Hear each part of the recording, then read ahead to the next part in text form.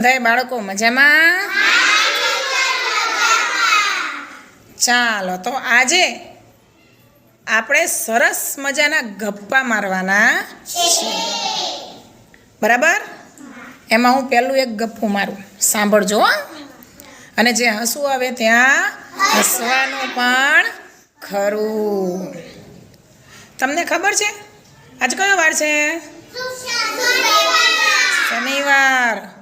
હું સવારે સ્કૂટી લઈને આવતી હતી ને, તે મારું સ્કૂટી ઉડવા માંડ્યું.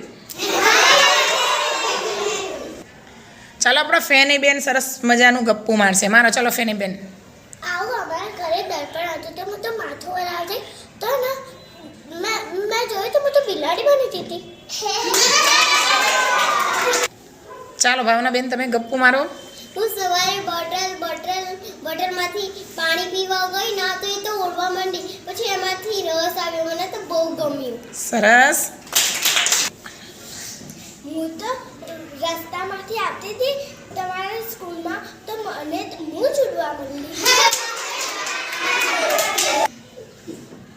નીચે મને રસ્તા પર આવતી હતી મેં આસમાન ઉપર જોયું તો એક ઘોડો ઉડતો હતો. ઘોડો ઉડે? ઘોડો ઉડે ના ઉડે? હું દફતર લેવા જઈને તે દફતર જ ઉડવા માંડી. ચાલો અલ્ફાબેન બોલો જોઈએ.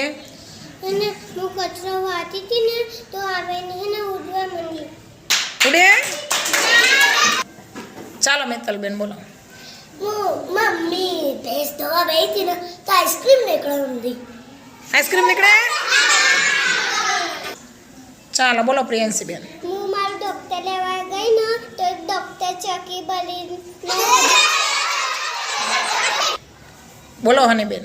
હું સવારે ઉઠીને તે તિચોરી હાલવા લાગી. બોલો.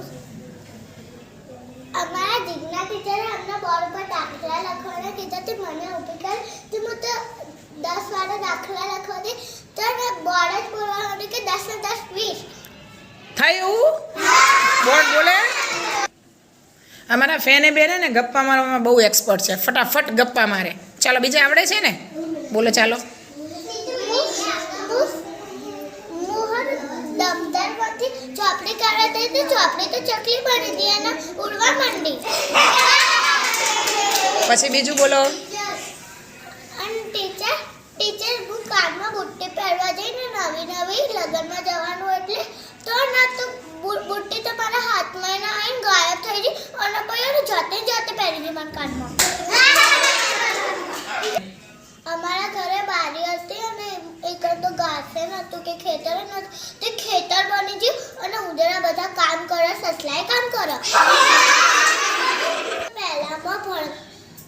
હું તો પહેલામાં ભણતી હતી અને હું સૂઈ ગઈ અને સવારે ઉઠ્યું તો હું તો મોટી દઈ થઈ ગઈ અને મારી બેન કે તું તો 8મામાં આવી. હું તો લેસન કરવા બેઠી હતી તે તે મને પાણીની તરસ લાગી તો હું તો પાણી પીવા જઈને તો એક બિલાડી મારું લેસન કરવા માંડી ને ભેંસ